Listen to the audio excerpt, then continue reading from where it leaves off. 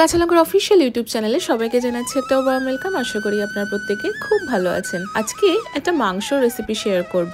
আমি বানাবো মরিচ মাংস। বেশ একটু ঝাল ঝাল খেতে হয়, দারুণ সুন্দর টেস্ট।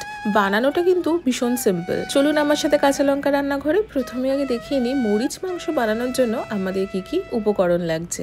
মরিচ মাংসটা আমি মাটন দিয়ে বানাবো, তাই জন্য প্রথমেই আমি 750 গ্রাম মতো মাটন নিয়েছি, যেটাকে ভালো করে ধুয়ে পরিষ্কার করে নিয়েছি। 3টে পেঁয়াজ আমি লম্বা করে কেটে নিয়েছি। গোটা গোলমরিচ নিয়েছি আমি 2 টিস্পুন মতো। হাফ কাপ মতন টক দই নিয়েছি। এবার আমি নিয়েছি গোটা গরম মশলা, সাথে নিয়েছি শুকনো লঙ্কা আর হাফ টিস্পুন গোটা গোলমরিচ, সাথে দুটো তেজপাতা নিয়েছি। 1 টিস্পুন আমি কাশ্মীরি রেড চিলি পাউডার নিয়েছি। 2 টেবিল স্পুন রসুন বাটা নিয়েছি। 1 টেবিল স্পুন লাল বা পাকা লঙ্কা বাটা নিয়েছি। 1 টেবিল স্পুন আমি আদা বাটা নিয়েছি। 4 থেকে 5টা কাঁচা পাকা লঙ্কা নিয়েছি। 1 টিস্পুন আমি ধনে গুঁড়ো নিয়েছি। 1 টিস্পুন জিরে গুঁড়ো নিয়েছি। হাফ টিস্পুন আমি গরম মশলার গুঁড়ো নিয়েছি। স্বাদ মতন নুন নিয়েছি। স্বাদ মতন চিনি নিয়েছি। ব্যাস, আমাদের কিন্তু এই কটাই উপকরণ লাগছে। এই প্রত্যেকটা উপকরণ তো বাড়িতে অ্যাভেলেবেল থাকে, শুধু মাটনটা কিনে আনলেই রান্নাটা হয়ে যাবে। অবশ্য আপনারা যদি মনে করেন যেটা মাটনে করবেন না, সেক্ষেত্রে চিকেনেও কিন্তু করতে পারেন। তবে চিকেন দিয়ে মরিচ মাংস বানানোর রেসিপিটা একটু আলাদা, কখনো সেই রেসিপিটাও শেয়ার করব। চলুন এবার রান্নাটা শুরু করে ফেলি। প্রথম স্টেপ হচ্ছে মাটনটাকে আমরা একটুখানি সেদ্ধ করে নেব, তবে পুরোটা সেদ্ধ করব না, 70 to 80% মতন সেদ্ধ করব। এই মাটনটা যদি আগে থেকে একটু সেদ্ধ করে নিই, তাহলে কিন্তু রান্নার অনেকটা কাজই এগিয়ে যায়। আমি কিন্তু আগে থেকে একটা প্রেসার কুকারে 1/2 লিটার মতো জল গরম করতে বসিয়ে দিয়েছিলাম। এখন জলটা কিন্তু টকবক করে ফুটছে। আমি এখানে প্রথমেই দিয়ে দিলাম 1 টিস্পুন মতো নুন, সাথে দিলাম আমি গোটা গরম মশলা, তেজপাতা। এবার মাটন পিসগুলো একে একে আমি দিয়ে দেব। এই পার্টিকুলার রেসিপিটাতে আপনারা কচি পাঠা ইউজ না করে চেষ্টা করবেন রেয়াজি মাংস ইউজ করতে, তাতে কিন্তু স্বাদটা আরো বেশি ভালো হবে। এবার আমি দিয়ে দেব 2 টিস্পুন মতো ঘি। ঘিটা দিয়ে মাটনটা একটু ফুটুক। অন্যদিকে আমি একটা প্যান নিয়েছি, তাতে গোটা গোলমরিচটা দিয়ে দিলাম, সাথে দিলাম দুটো শুকনো লঙ্কা। এবার এই গোটা গোলমরিচ আর শুকনো লঙ্কাটা ভালো করে কিন্তু ড্রাই রোস্ট করে নেব। এবার আসি আমরা এই গোলমরিচ আর শুকনো লঙ্কাটাকে কেন আগে থেকে ড্রাই রোস্ট করে নিচ্ছি। দেখুন, যে কোনো রেসিপিতে মশলার নানান আলাদা আলাদা ভূমিকা থাকে। এখানে কিন্তু মেইন ভূমিকাই হচ্ছে গোলমরিচের, তার জন্যই নামটা মরিচ মাংস। যদি গোলমরিচটা আগে থেকে একটু ড্রাই রোস্ট করে নেওয়া যায়, তাহলে কিন্তু স্বাদটা ভীষণ ভালো আসে। গোলমরিচের নিজস্ব তো ঝাঁঝ আছেই, তবে ড্রাই রোস্ট করলে সেই ঝাঁঝটা আর গন্ধটা আরো ভালো লাগে, তাই জন্যে কিন্তু ড্রাই রোস্ট করে নিচ্ছি। তবে মিনিট 2 মতন কিন্তু ড্রাই রোস্ট করে নিলেই হবে, তার থেকে বেশি করবেন না, তাহলে কিন্তু পুড়ে যেতে পারে। আবার পুড়ে গেলেও কিন্তু সেটা ভালো লাগবে না। আমার গোলমরিচ আর শুকনো লঙ্কাটা ড্রাই রোস্ট করা হয়ে গেছে। আমি একটা পাত্রে এটাকে ঢেলে একটু ঠান্ডা করে নেব। এইদিকে আমি প্রেসার কুকারে লিডটা দিয়ে দিলাম। লিডটা দিয়ে আমি মাটনটা একটু সেদ্ধ করে নেব। জেনারেলি মাটন সেদ্ধ করতে 4 থেকে 5টা সিটি পর্যন্ত হয়। আমি কিন্তু এখানে 3টে সিটি পর্যন্ত ওয়েট করব, তারপর মাটনটা নামিয়ে নেব। কারণ প্রথমেই বলেছি মাটনটা কিন্তু আমরা সম্পূর্ণ সেদ্ধ করে ফেলবো না, 70 to 80% সেদ্ধ হলেই হবে। বাকিটা কিন্তু রান্না হতে হতে সেদ্ধ হয়ে যাবে। এইদিকে আমার গোটা গোলমরিচ আর শুকনো লঙ্কাটা কিন্তু বেশ ঠান্ডা হয়ে গেছে, মানে রুম টেম্পারেচারে এসে গেছে। এবার এটাকে আমরা ব্লেন্ড করে নেব বা বেটে নেব। আমি একটা ব্লেন্ডারে এই ড্রাই রোস্ট করা গোলমরিচ আর শুকনো লঙ্কাটা দিয়ে দিলাম, সাথে দিলাম সামান্য একটু জল। অতিরিক্ত বেশি জল দেবেন না। দিয়ে এটাকে ভালো করে কিন্তু ব্লেন্ড করে নেব। ব্লেন্ড করা হয়ে গেলেই রান্নার আসল মশলা কিন্তু রেডি। মাটনটাও সেদ্ধ হয়ে গেছে, মশলাটাও রেডি হয়ে গেছে। এবার রান্নাটা করে ফেলি। একটা কড়াই বা প্যান নিয়েছি, তাতে আমি 2 টেবিল স্পুন মতো সর্ষের তেল দিয়ে দিলাম। তেলটা গরম হলেই 1 টিস্পুন মতো চিনি দিলাম, আর সাথে দিয়ে দিলাম বাকি গোটা গোলমরিচটা।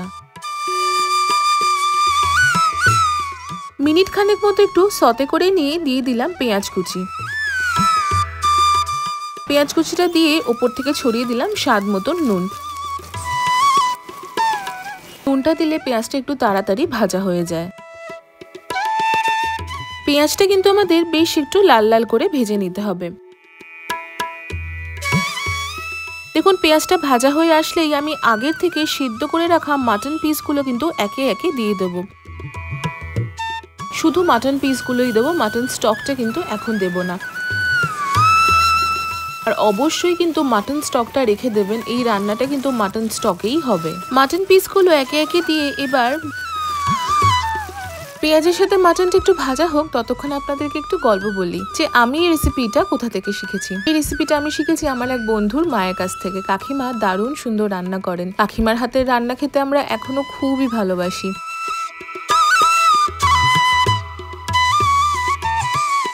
মাটনটা কিন্তু ভাজা ভাজা হয়ে গেছে, আমি মোটামুটি মিনিট 5 মতো ভেজেছি। এবার আমি বাটা মশলাগুলো দিয়ে দেবো। প্রথমেই দেবো রসুন বাটা, সাথে দিয়ে দিলাম আদা বাটা আর পাকা লঙ্কা বাটা। আপনারা চাইলে কিন্তু কাঁচা লঙ্কা বাটাও ব্যবহার করতে পারেন। সব বাটা মশলা দিয়ে প্রথমে ভালো করে মাটনের সাথে একটু মিশিয়ে নেব। মিশিয়ে নিয়ে কিন্তু ভালো করে কষিয়ে রান্নাটা করে নিতে হবে,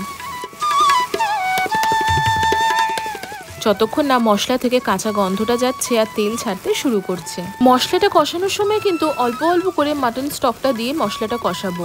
মাটন স্টকটা কিন্তু এই রান্নাতে ভীষণ ইম্পর্টেন্ট, তাই মাটন স্টকটা কিন্তু কখনোই ফেলবেন না, মাটন স্টকটা রেখে দেবেন। আগেই বলেছি পুরো রান্নাটাই কিন্তু মাটন স্টকেই হবে। মাটন স্টকটা দিয়ে যখন কষাবেন দেখবেন কি সুন্দর একটা গন্ধ বেরোতে শুরু করেছে।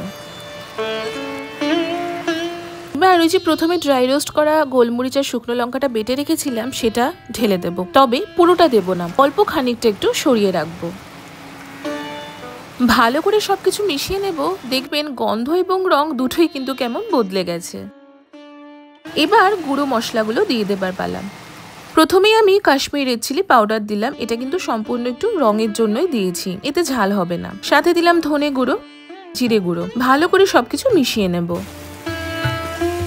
এই রান্নাটাতে কিন্তু হলুদের ব্যবহার হয় না, তার জন্য হলুদ গুঁড়ো আমি ব্যবহার করিনি। আবারও খানিকটা মাটন স্টক আমি দিয়ে দিলাম যাতে মশলাটা পুড়ে না যায়। দিয়ে ভালো করে কিন্তু একটু মিশিয়ে নেব। দেখবেন আমি কিন্তু এই রান্নাটাতে জলের কোনো ব্যবহারই করিনি, পুরোটাই মাটন স্টকেই করেছি। দেখুন কেমন তেল ছাড়তে শুরু করেছে। এবার গ্যাসের ফ্লেমটা আমি একদম লো করে দিলাম, বা আপনারা চাইলে গ্যাসের ফ্লেমটা অফও করে দিতে পারেন। এবার টক দইটা দিয়ে দেব। টক দই যখনই রান্নাতে ব্যবহার করবেন গ্যাসের ফ্লেমটা ইদার অফ করে দেবেন বা একদম লো করে দেবেন, কারণ অনেক সময় হাই ফ্লেমে টক দই দিলে কিন্তু দইটা কেটে যেতে পারে। আর টক দইটা দেবার আগে কিন্তু ভালো করে একটু ফেটিয়ে নেবেন, ফেটিয়ে নিয়ে টক দইটা দিয়ে দেবো। দিয়ে লো ফ্লেমে কিন্তু আমি টক দইটা মাটনের সাথে প্রথমে বেশ ভালো করে মিশিয়ে নেব। ভালো করে মেশানো হয়ে গেলে গ্যাসের ফ্লেমটা আবার আমি হাই করে দেব। এবার আমি স্বাদ মতন নুন দিলাম আর দিয়ে দিলাম স্বাদ মতন চিনি। আরো মিনিট 2 ভালো করে রান্না করে নিয়ে বাকি যে মাটন স্টকটা ছিল সেটা পুরোটাই ঢেলে দেব।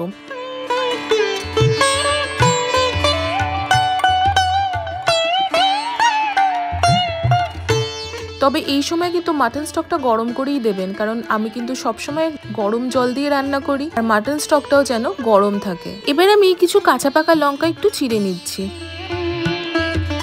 লঙ্কাটা দিলে কিন্তু একটা অন্যরকম স্বাদ আসে, একটা সুন্দর কাঁচা লঙ্কার গন্ধ বেরোয়। চিড়ে নিয়ে আমি ওপর থেকে লঙ্কাগুলো দিয়ে দেবো।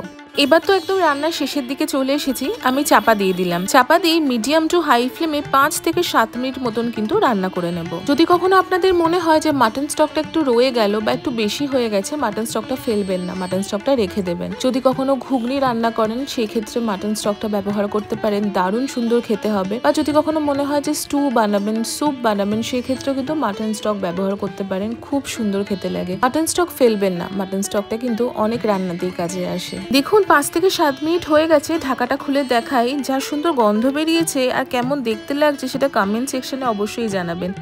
আর গন্ধটা পেতে গেলে তো বাড়িতে রান্না করতেই হবে। এবার যে একটুখানি আমি ড্রাই রোস্ট করা গোলমরিচ আর শুকনো লঙ্কা বাটা রেখে দিয়েছিলাম সেটা উপর থেকে দিয়ে দিলাম। দিয়ে একটা ফাইনাল মিক্স করে নিলাম। ছড়িয়ে দিলাম উপর থেকে গরম মশলার গুঁড়ো আর 1 টিস্পুন মতো ঘি।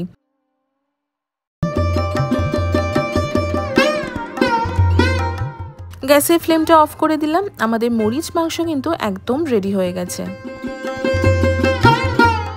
আপনারাই বলুন দেখতে কেমন হয়েছে।